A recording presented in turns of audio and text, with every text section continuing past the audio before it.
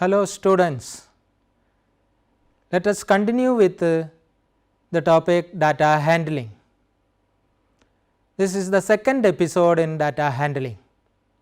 In our previous episode, we have learned about how to draw a bar graph, how to draw a double bar graph, and also how to draw a pie chart. Not only that, you have also learned how to interpret the data when the data is given in the graphical form. In the present episode, let us learn more about how to organize the data. After watching this episode, you should be able to distinguish between a raw data and a grouped data, organize the data into frequency distribution table, draw a histogram for a given data, draws conclusion from the given frequency distribution table or graph, organization of data. Students, in your previous episode, we have taken a small quantity of data, but when the data is large, there is a need for organization of the data. Otherwise, making meaningful inferences and conclusions become very difficult. So, in order to organize the data, we may follow various procedures. For understanding that, let us start with an example. A survey was done in a class to know the fruit which they like most. The responses provided by the students, that is the data, is given as follows. You look into the data given. It is mango, apple, pineapple, jackfruit, pomegranate, mango, pineapple, apple, jackfruit, apple, jackfruit, mango, apple, mango, apple,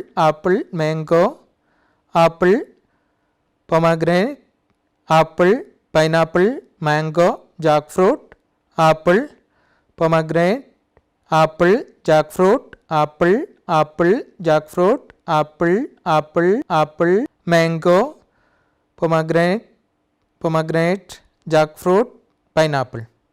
The obtained data is called raw data. It is called raw data because we have not manipulated or processed the data. The data has been obtained from a known source or primary source. Let us define raw data. The data available in unorganized form or not processed and collected from a known source is called raw data. Look upon the data obtained here. If we want to know that which fruit is liked by most of the students, then it is very difficult to say, because the data is in a haphazard way. Unless it is organized, we will not be in a position to make various conclusions. This is how whenever we have a large data, we need to organize them. Okay. How to organize the above data? Yes, look into the data. How many fruits the students are liking? Yes, they have responded that they like mango, apple, pineapple, jackfruit and pomegranate. After knowing that the students like these 5 fruits, now we want to know that how many of them like each fruit. For this, we need to prepare a table. A table we will prepare with 3 columns. In the first column, we will represent the fruit like mango, apple, pineapple, jackfruit and pomegranate. In the next column, we will mark it as tally mark. That means whenever an item appears, against that we will put a slash, or it is called one tally. Like that, one after the other we consider each item, then we put tally marks against their respective tally mark. One tally mark represents one occurrence of a particular fruit or one count, and it is used to represented by a symbol slash. Now you consider each fruit and put a tally mark against that fruit. Continue to do like this for all items. Now look at the tally marks.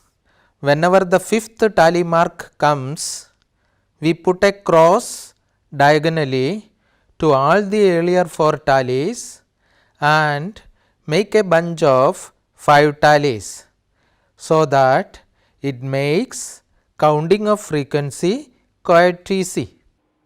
And further, in the third column, you will write the total number of tallies against each fruit. We get the third column as 8, 16, 4, 7, 5. The total become 40. Once you obtain a table like this, then it is very easy to interpret the data. Let me ask, which fruit is liked by most of the students? What is your answer? Look into the table. It is apple. Which fruit is liked by least of the students? Yes, it is pineapple. So, you see, when it was presented in an unorganized manner, we were finding difficulty to interpret the data. But now, when we have made a frequency distribution table, then it is very easy to interpret the data.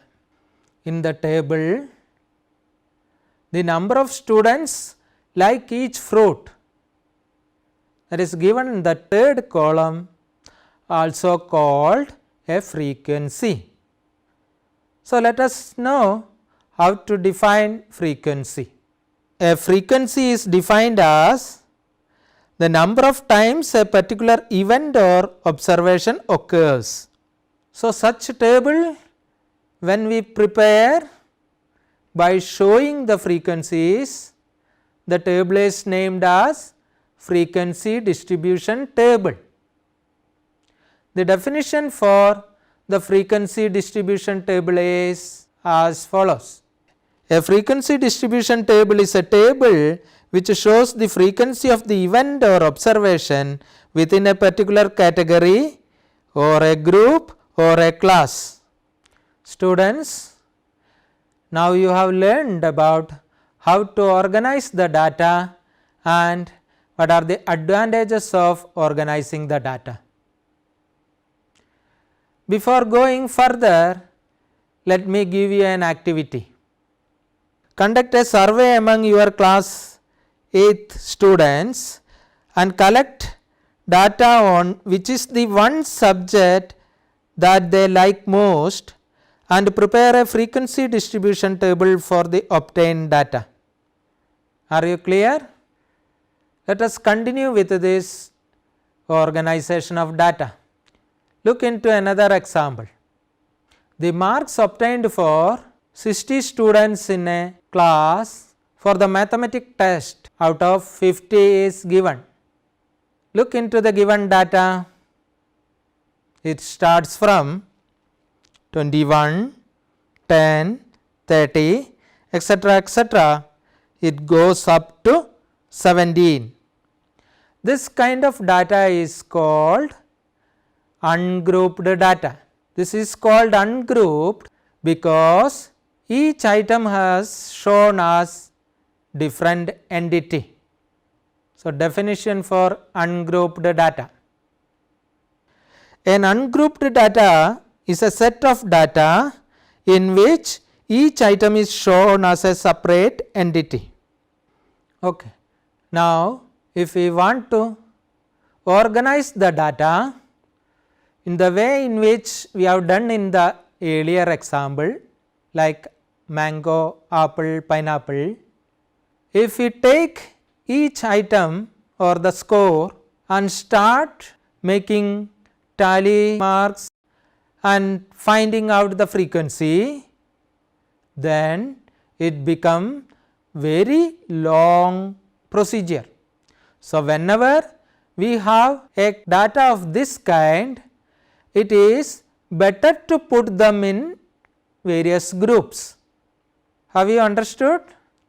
So, how do we find different groups? You look upon the data, what is the lowest score and what is the highest score. When you have identified the lowest score and highest score, the difference between the highest score and the lowest score is called the range. When you have the value of the range, then you can make the groups accordingly. In the present data, the lowest score is 5 and the highest score is 50. So, the range as per the definition, range is equal to 50 minus 5, that is equal to 45. So, if we get a value of 45, then we may have to think about forming the groups. If we are taking a cluster of 10 numbers in a group, then we may have to have 5 groups. So, we start with 0 to 10 as the first group, then the next group is 10 to 20, then 20 to 30, then 30 to 40, then 40 to 50. But we also add one more group, that is 50 to 60, to accommodate a score of 50. As you have seen that 0 to 10, 10 to 20. So, you may have a question, in which group the 10th score falls. As a normal procedure, we use the score in its highest group. That means, if a score of 10 is there, then we want to include that score in 0 to 10, but we will include in 10 to 20. So, the group 40 to 50 will not accommodate the score 50. That is why we have taken one more additional group as 50 to 60. Students, now how many groups we have? Yes, we have 6 groups starting from 0 to 10 to 50 to 60. In order to construct a frequency distribution table for this data, similar procedure we have used for the earlier example. We make a table with 3 columns. The first column represents the groups, the second column represents the tally mark, and the third column represents the frequency. Now, let us start from the first score, that is 21. 21 falls in the 20 to 30th group. So, put a tally against that group. Similarly, we have to take each score, and next is 10. 10 falls in second group. So, you proceed like this take each score and mark a tally against the group score false and complete all the scores. Further, you write the total tallies in the third column, that is frequency column. So, once you complete this, then we get a frequency distribution of this particular data. So, the data represented in such table form is called a frequency distribution for a grouped data. From the obtained table, we can make meaningful observations.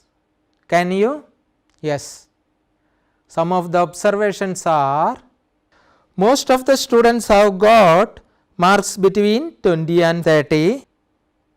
Is it correct? Yes. Why? Because this group has got the highest frequency. 8 students have got marks more than 40 out of 50. Is it correct? Because 40 to 50 group has got 7 frequency and 50 to 60 group has got 1 frequency. If we add 7 plus 1, we get 8, which is the result of the students who have got marks more than 40. Let me ask a question. How many students have got marks less than 20? Yes, 12 students have got marks less than 20. How?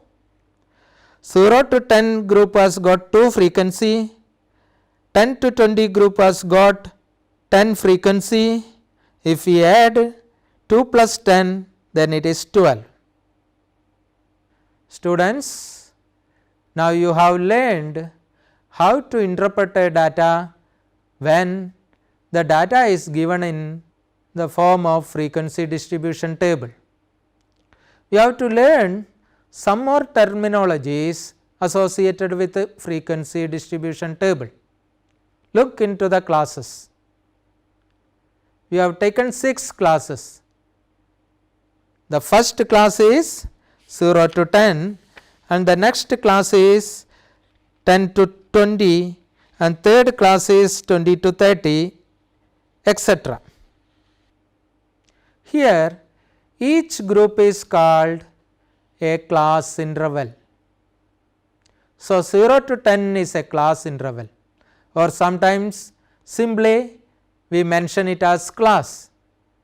So, 20 to 30 is another class and 50 to 60 is another class. So, we have in total 6 class intervals or 6 classes. When you consider a class 20 to 30, 20 is called as the lower limit of the class and 30 is called as the upper limit of the class. Let us take another class 40 to 50. What is the lower limit of this class? Yes, you are correct, 40 is the lower limit. And what is the upper limit of this class? Yes, 50, you are correct. Further, the difference between the lower limit and the upper limit is called the class size or the width of the class. So, let us find out the width of the class here. Take the first class 0 to 10. What is the lower limit? Lower limit is 0. What is the upper limit? Yes, upper limit is 10. Now, let us calculate the class width or class size. Class size is equal to upper limit minus lower limit, that is equal to 10 minus 0 is equal to 10. Now, you look into the other class intervals. What is your observation?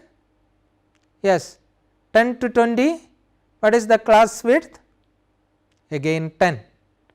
Take the class interval 50 to 60, what is the width? Yes, again 10. So, what you can conclude from this?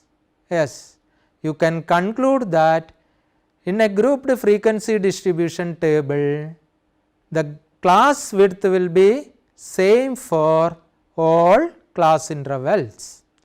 There are exceptional cases also that you will learn in your higher classes.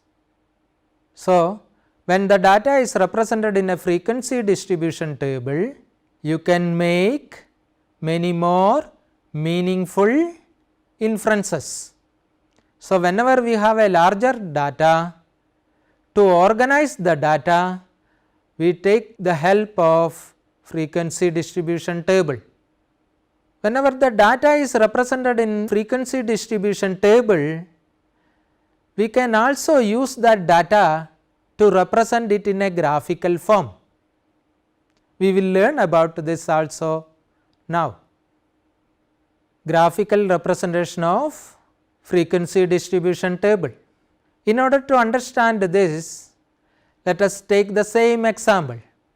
The marks of 60 students we have put into a frequency distribution table. So, we got the class interval as 0 to 10 and against that a frequency of 2. Next class interval 10 to 20, a frequency of 10, 20 to 30, a frequency of 21, 30 to 40, a frequency of 19, 40 to 50, a frequency of 7, 50 to 60, a frequency of 1, with the total frequency as 60. So, if the data is in this frequency distribution table, how will you make a graphical representation?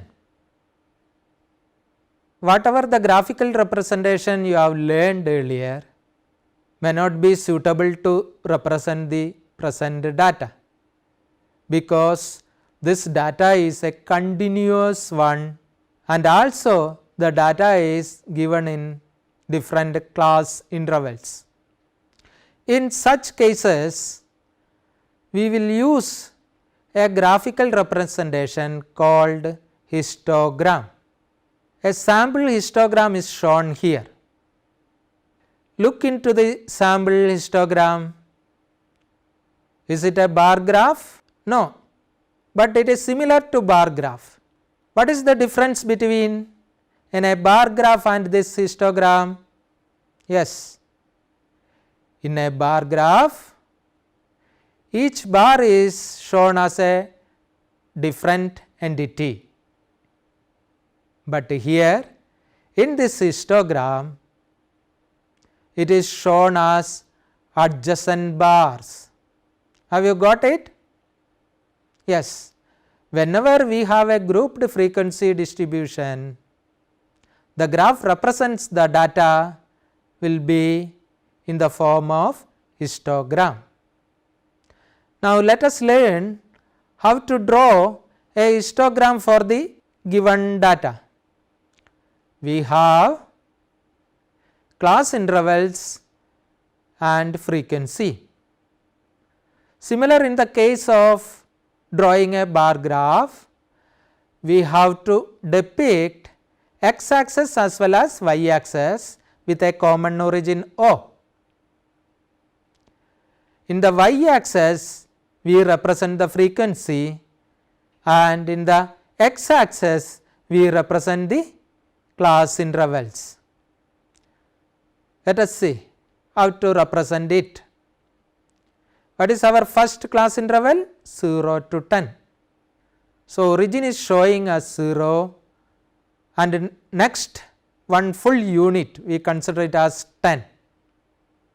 So, 10, 20, 30, 40, 50, 60 we mark in the x axis. In many cases, the class interval may not start from 0 to 10. Then you can't start with the origin. whenever we have a discontinuity, we use a symbol kink to show the discontinuity. Kink is basically a break on the axis. Similarly, in the y axis, here we have to take a scale. The highest score is 21. So, to get a good graph, you can take y axis 1 unit is equal to 2 score. Score here means number of students. So, we plot 2, 4, 6, 8 till 24. Now, as we have done in the case of bar graph, you represent against each class interval the frequencies in the form of a bar or an equal width bar. So, as the first class is 0 to 10 with a frequency 2, so we may make a bar of proportionate height to that particular class and draw a complete bar. Similarly, for the next class 10 to 20, the frequency is 10. So, we join a complete bar against the frequency, and similarly we will follow till 50 to 60 where the frequency is 1. So, a small bar we get, a proportionate small bar. So, join all bars together, the obtained graph is called histogram. Look at this. As I told earlier, this is just looking like a bar graph, but the difference is that these are all adjacent bars. Hope you have understood how to draw a histogram for a grouped frequency distribution. Students, you have learned how to construct a histogram for a grouped frequency table. Let us try to define histogram. Histogram is a graphical representation of a grouped data in the form of continuous bars. Its purpose is to show the frequencies within a class graphically in the form of bars. Are you clear? Students, what all we have learned in this particular episode? Yes, we have learned in this episode how to organize a data, what is a grouped data and ungrouped data, how to make a frequency distribution table, how to draw a histogram when the data is given in the form of grouped distribution. Also, you have learned how to interpret the data when the data is given in grouped form or a frequency distribution table, and also when the data is given in graphical representation. Thank you.